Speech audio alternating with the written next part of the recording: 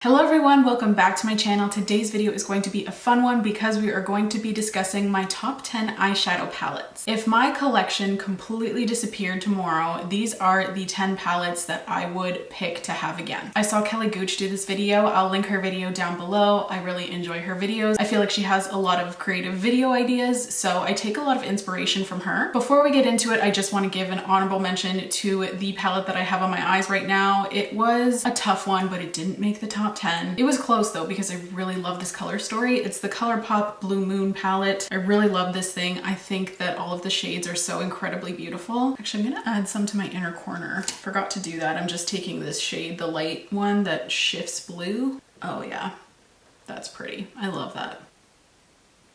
I just really enjoy every single shade in here. I think they're all super beautiful. Oh yeah, that's pretty. Oh, got some in my eye though.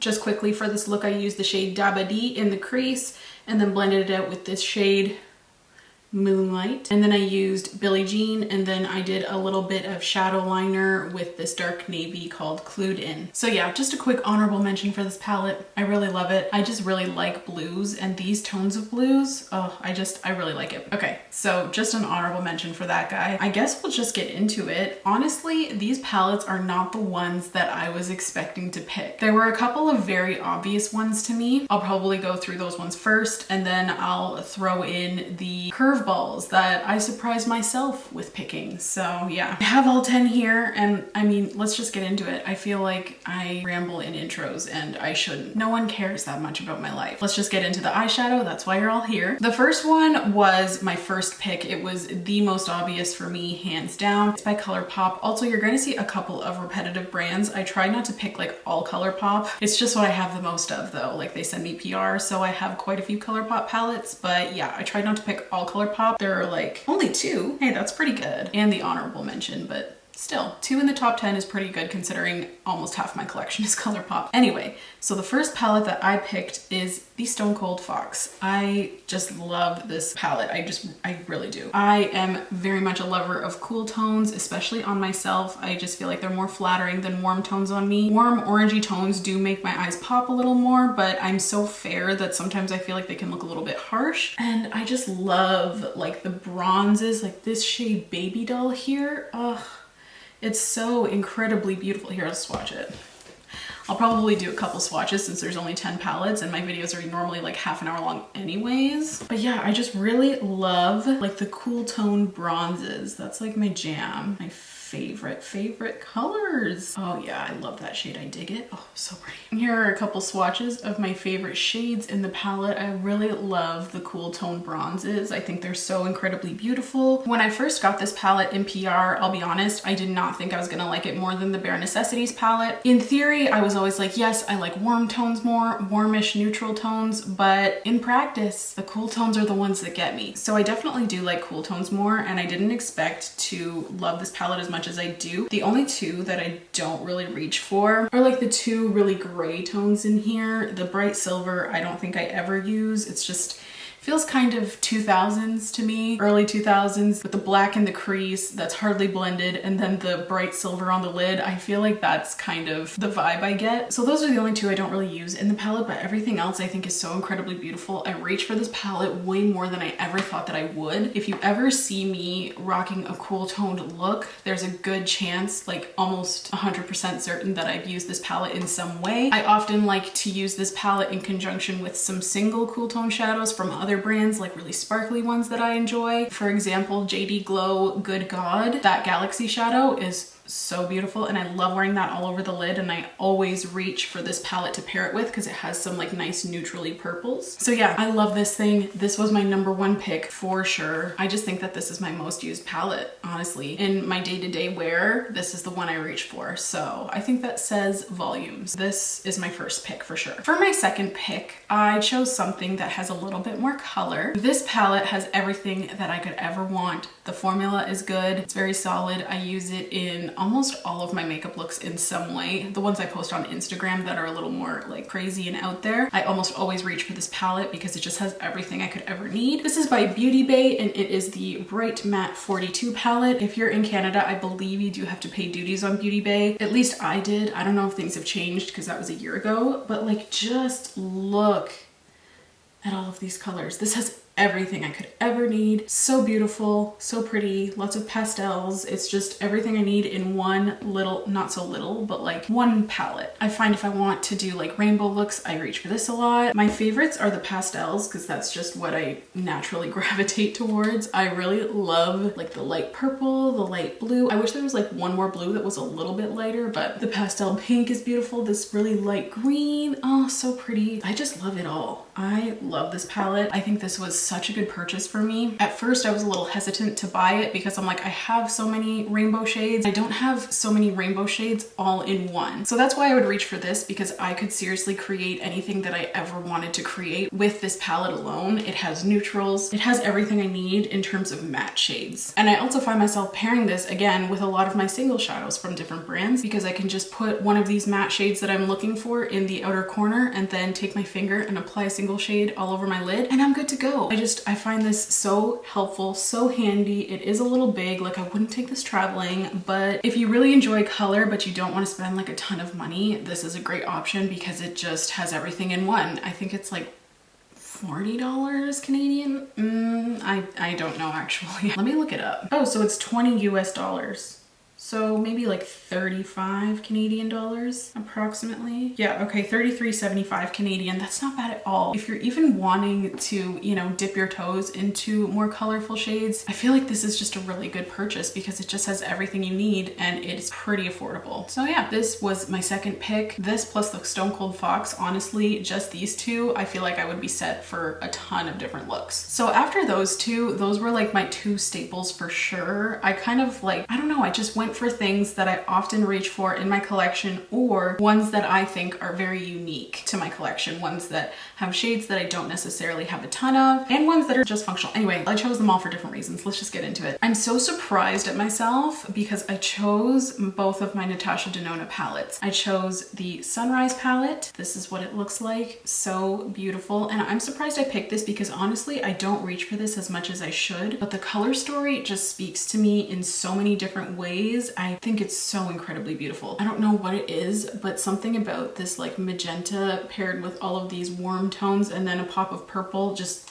it really inspires me. So even though I don't use this as much as I would like, because I got a lot of eyeshadow, let me tell you. When I look at this palette, I just feel so inspired and I love Natasha Denona's formula, so that's why I picked this one. I picked both of them because I love her formula and I find both of the color stories I picked to be very inspiring. So yeah, I just love this palette. I think it's so beautiful. I often find that I pop out these more neutral shades and use them on brides, obviously after I sanitize them, just saying. So yeah, I find that I get a lot of use out of it for that purpose and in my personal collection as well. So yes, Natasha Denona Sunrise, obsessed. Now this one is definitely the newest one to my collection that I've included in this video. This is the Natasha Denona Zendo, and again, just very inspired by this color story. Clearly I like the warm tones to some extent. I just preached about how much I love cool tones, but this one also spoke to me. I think it's the warm tones with a pop of contrasting colors that really gets me, like a pop of purple or a pop of blue. This just really inspires me when I'm looking at it. I'm also surprised that I picked this one because it is newer to my collection, but this was kind of like my wild card palette. It was between this and the ColourPop Blue Moon, and I chose this one because I just like it more, okay? So yeah, this is expensive as well, but I don't know, I really like it. All of the teal shades I think are super beautiful. And yeah, I can pop out the neutral ones and use them on there's not really like a ton of neutrals that I would honestly genuinely use on clients, like for brides and stuff. The only one that I would be like this balanced shade here and this deep brown, like none of the shimmers I would, so I don't really see myself doing that. But for personal use, I love this thing so far anyway, and I can't see that going away anytime soon. Both of my Natasha Denona palettes are like something that I really cherish in my collection, and they're palettes that I really enjoy even just looking at. That's really bad, like you shouldn't purchase a palette just because you like looking at it. I just get really inspired by both of the color stories, so that's why I picked those two. I was surprised at myself for doing that though. Let's go back around to ColourPop. This is the second ColourPop palette palette that I chose, and I'm not surprised that I picked this one. This color story just speaks to me so incredibly much. I'm missing one shade.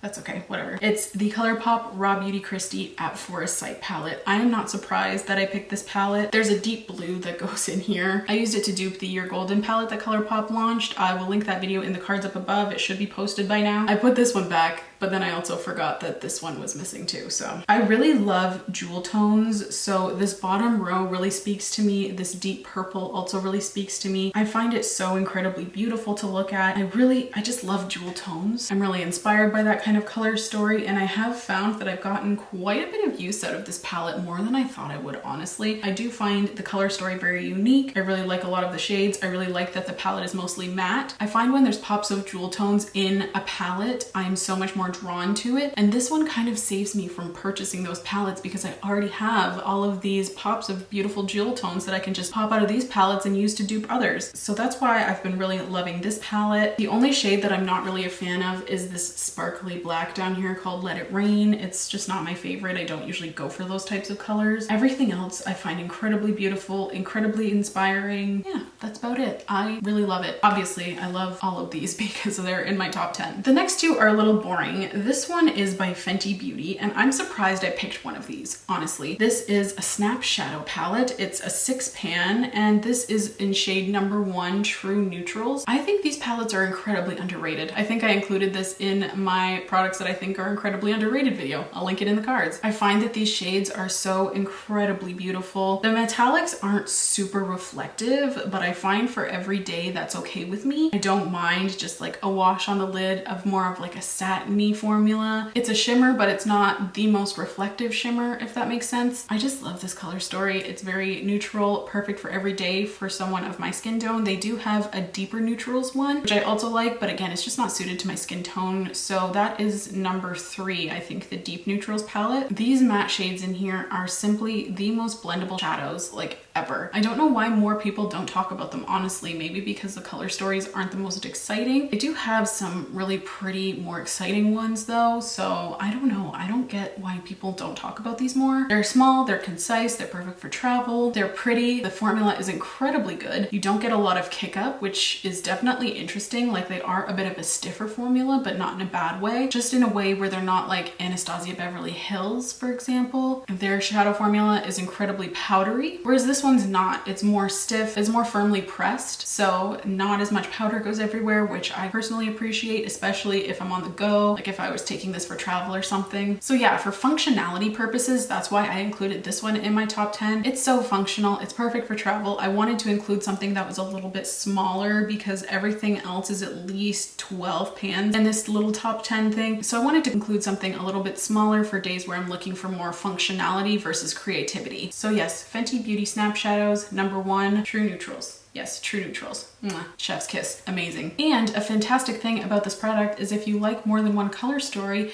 I'm pretty sure they do bundles where you can buy a couple at a discount and then they actually physically snap together. So if you're traveling, you have everything in one little concise color story. If you snap 2 of them together, they snap, I think it's like on top of each other. So it's just slightly thicker than this, so it's still really small and compact versus a 12 pan like this, you know, like you can see the size difference, you know? I think it's a genius idea, perfect for travel or on the go, or maybe people who aren't as into makeup and just want something very basic. Justice for the Snap Shadows. These are underappreciated for sure. Okay, let's move on to Anastasia. I did a whole video on why I don't really shop from Anastasia much anymore, and yet here I am including 2 of their palettes in my top 10.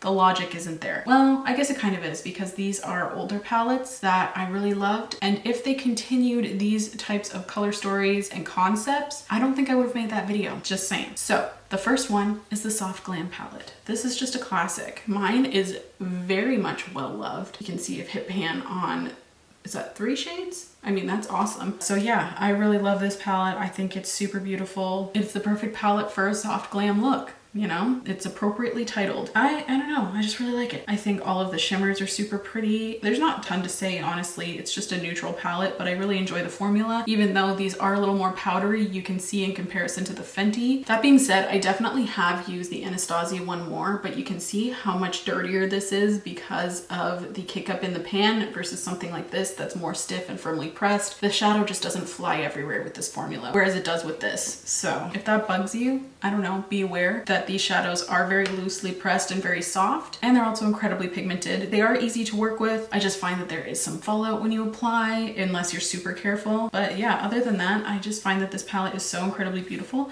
I don't really use this shade much, Sultry, but I really want to. I was contemplating between this palette and the Sultry palette, but the Sultry palette, number one, I don't think it's available anymore, and number two, I really only like the Sultry palette for the shimmers in there. The shimmers in there are so incredibly beautiful. They're so sparkly in all of the right ways, but without being too intense. I find the Sultry palette is really, really nice for bridal looks because it has that sparkle, but it's not, again, the most reflective ever. So yeah, but the mattes in there are kind of lacking for me personally. So that's why I went with the soft glam, because ultimately if there's not enough mattes to create a cohesive look, you know, what's the point? So that's why I went with the soft glam, because I mostly only use the Sultry for the shimmer shades. I feel like this is going to be like one of my shortest videos in a very long time. That's probably a good thing because my last few videos have been like half an hour long. Editing me is an actual nightmare because I just don't stop talking. This one I was also kind of surprised about. I didn't think that I was going to pick this, so I'm very surprised that I did, because honestly, I look at it and I am inspired, but I don't find that it is the most exciting palette in my collection, and yet I still chose it because I really enjoy the formula. I enjoy everything about this brand for the most part, besides the price point. It's a little expensive. This is the Aether Beauty. What is this? Joshua Tree Desert Matte Palette. I always forget that name. I don't know why. So this palette is fully recyclable. I don't love the pans. I don't love that they're not all squares and in their little rows, but I look past it. I really like the pops of the jewel tone. This like deep periwinkle shade is so unique. I really like it. I also really like this purple here. I've used this one quite a bit as well. I really like the deep forest greens. I think it's all very beautiful, and I'm very surprised about how many all matte palettes, or mostly matte palettes, I have included in this video, because I am very much a shimmer gal. So I don't know why I went for mostly mattes, but I did. I think because I really enjoy